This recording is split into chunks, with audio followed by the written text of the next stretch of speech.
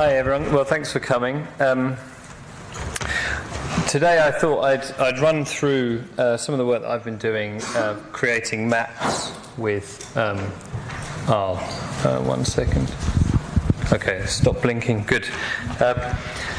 So just quickly, a little bit about me. I'm a lecturer in a thing called a subject called quantitative human geography, which is essentially just looking at spatial patterns, geographic patterns of people.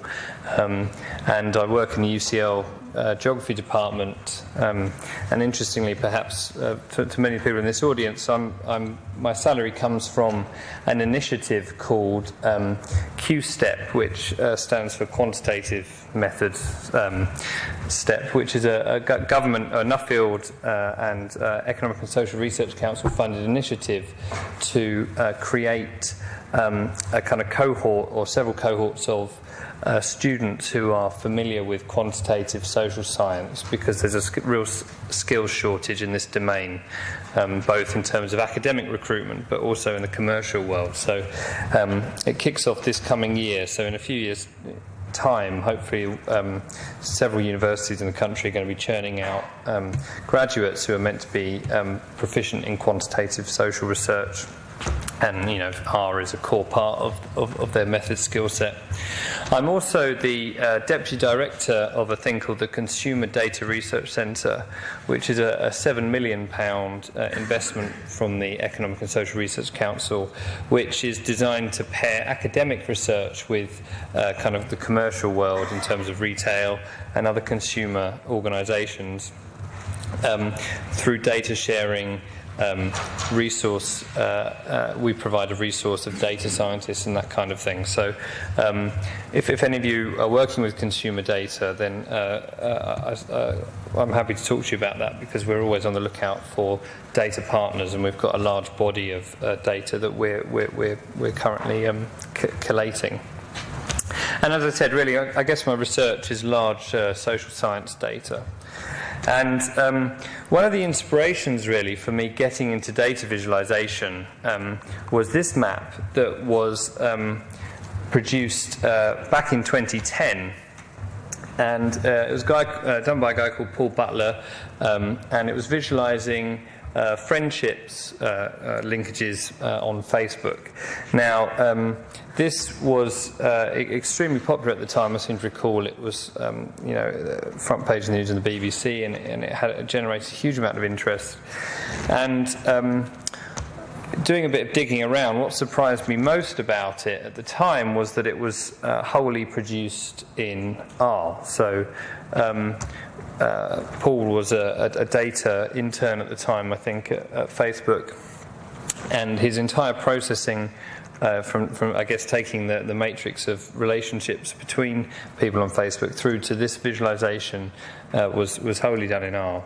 And I was really surprised, because back then, and even to a certain extent now, R is not hugely renowned for its data visualization capabilities. And basically, thinking about it, it's fairly simple what he did here, really. He used a package to calculate great circles between individual points, and then he just used the basic, I think, base plot functions with a certain amount of transparency applied to each of the lines to create this graphic.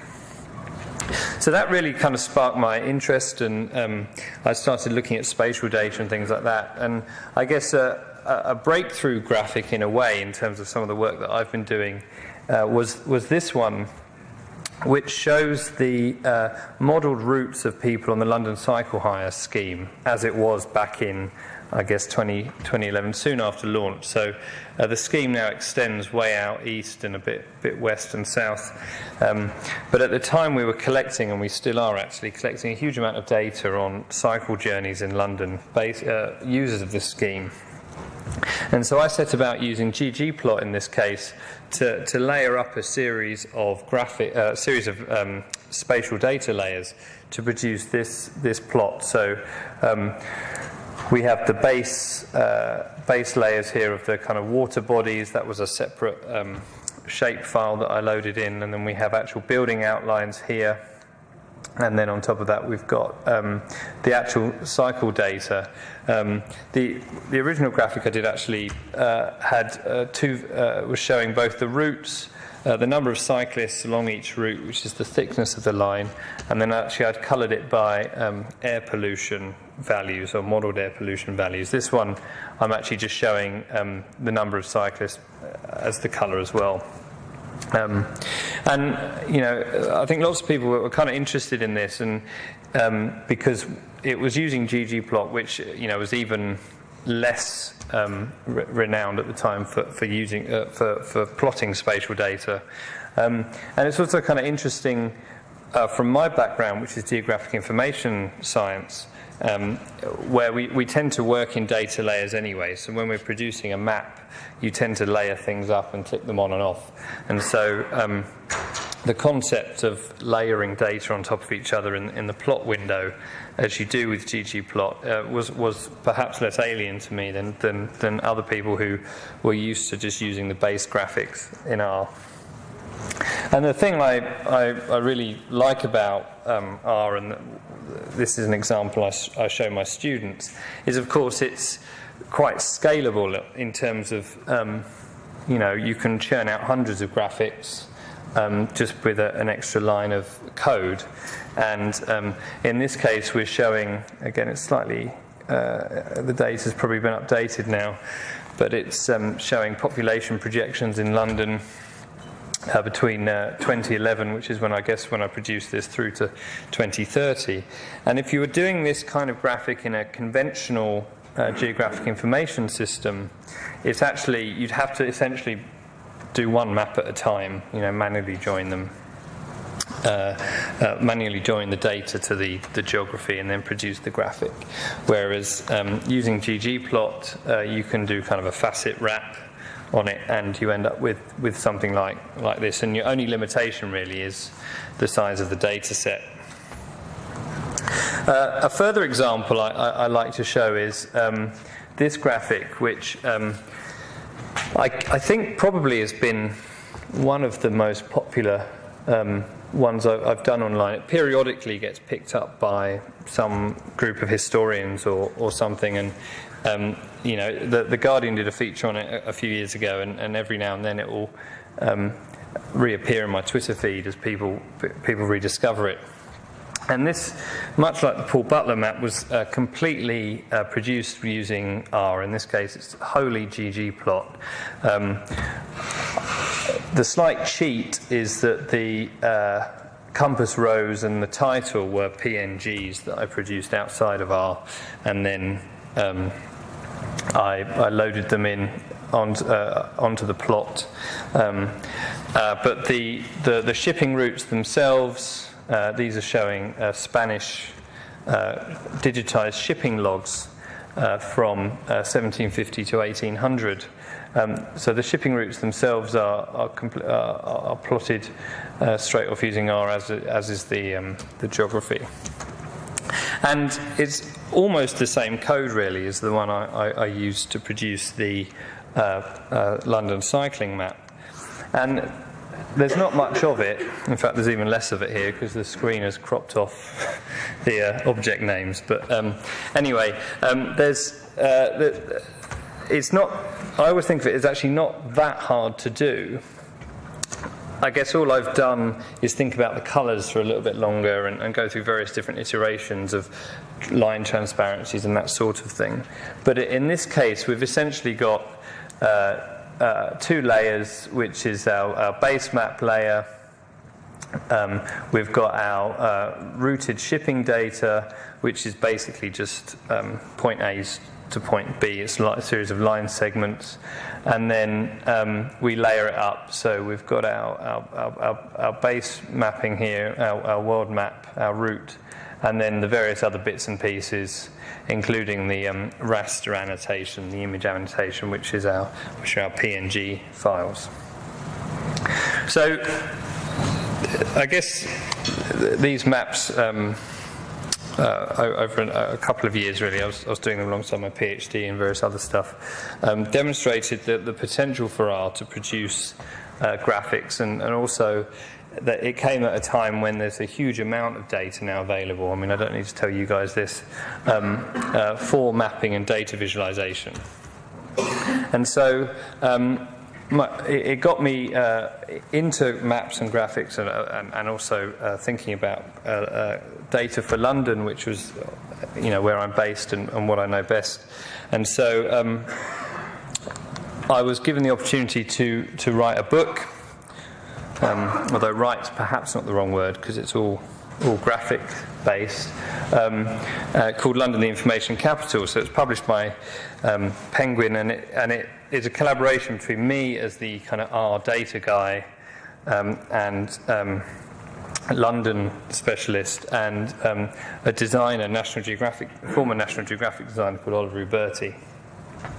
And interestingly,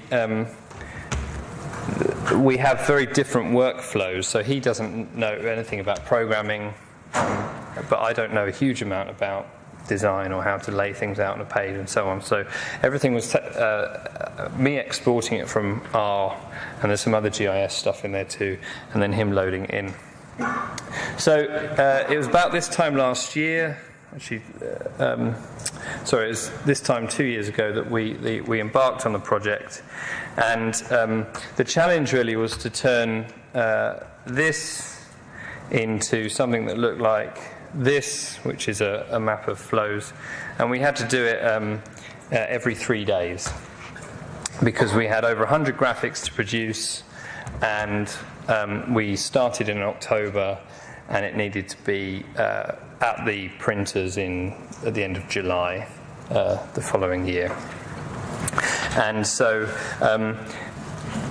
we really had to kind of depend on the scalability and the replication really of our code in order to generate these kinds of data. And interestingly, last week I was at a cartographic conference, the British Cartographic Society, where we won a series of awards for the book. And I think it caught a lot of people by surprise there, because many sort of traditional cartographers don't have the familiarity with the data analysis and visualization approaches that people like us have the familiarity with. And really, I would argue that that's the future. When you think of maps nowadays, they're often mapping large, complex data sets, and so you need a combination of kind of your traditional approaches and your programmatic approaches. So I thought I'd just run through some of the things that we were doing. So again, what I really love about R is obviously the range of packages. So this is the Raster Data package. So this is really good for satellite data imagery. It's only a few lines of code, and it runs much quicker than anything a GIS was able to do. And with those lines of code, we were able to generate a graphic that looked like this, without the labels, just the base map.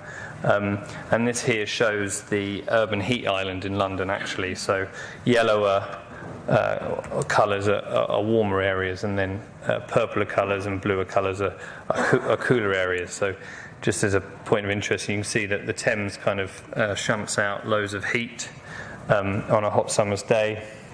And actually, if you look carefully, you've got Hyde Park, and you've actually got a couple of football stadiums and things you can see as cool spots within that. So it's an incredibly detailed data set that R was able to handle pretty quickly.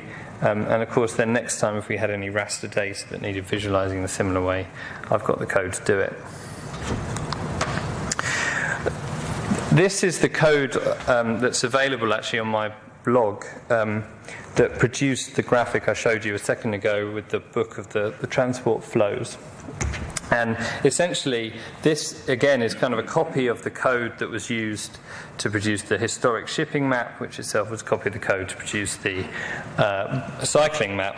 And all we're doing is we're plotting a series of straight lines between an origin and a destination. And in this case, the origins are people's homes, and the destinations are people's work. And this is data that's presented in the census.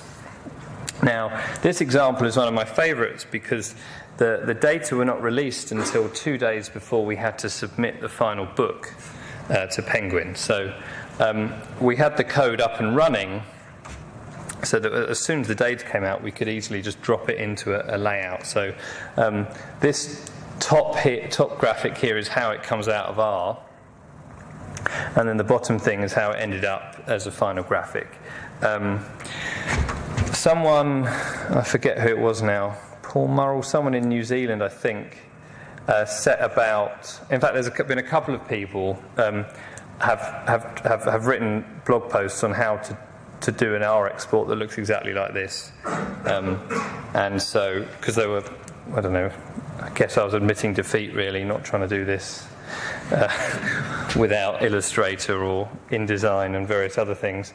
I mean, I think they don't quite get there because R hasn't yet developed flare effects on vector lines, but give it a couple more years and maybe it can do it. But anyway, we were able to do this in less than a day, essentially, have this graphic turned around once we had all the templates and everything set up. Some of the, I guess this one is quite, you say this is fairly heavily post-processed in a way. Others we didn't do any post-processing on at all. So in this case, we're using Strava Data, which is a fitness app, that had line segments of cycle routes, in this case, into and out of the city. And as time went on in the day, this is just across an hour at rush hour, we wanted to show that kind of progression of time so that you could see people coming in. So the lines start off blue early in the morning, and then as time goes on, they get progressively more orange. So you can kind of see this effect here of people are cycling along the lines going in. That, short of a few labels, that was the kind of raw export that went into the book. It looks a bit different here because we had to adjust the color profiles for the printing, but essentially the R script that generated this went straight into the book. And it's a really kind of interesting demonstration, I think, of the power of R to do this stuff, because essentially it was a similar script to the one that Paul did for the Facebook map at the beginning, where we basically take a series of line segments, and then we're having to reproject them into a different spatial coordinate system, because GPS gives it to you in something called WGS84, which is kind of the world as a round thing, but we wanted it to flatten out, so we made it British National Grid, which is what, if you imagine a map of the UK, that's the projection they used. So we have to take the raw data in, which is several 100 million data points, extract the line segment, or create the spatial lines in this case. We then simplify the lines because there's there's way too much detail in there for what we need for our purposes. And then once we've simplified them, we then reproject them here, and then we plot them, and we use kind of a custom color function that basically changes the colors of the lines as time goes on. So, I mean, most of these graphics really wouldn't have been possible without a programmatic approach to producing the maps. Certainly not possible, some of them using kind of a conventional GIS, which is how lots of these things are approached. And I think, that they're a really nice demonstration, really, of how R has come of age as a way of producing really nice data visualizations. So I'm going to leave it there, and this again is 100% produced in R. It's a map of population density around the world. So it's just a posh line graph, really. And again, the code for this I think is online, and someone's actually done it in D3 now as well. As an interactive version. But thanks very much.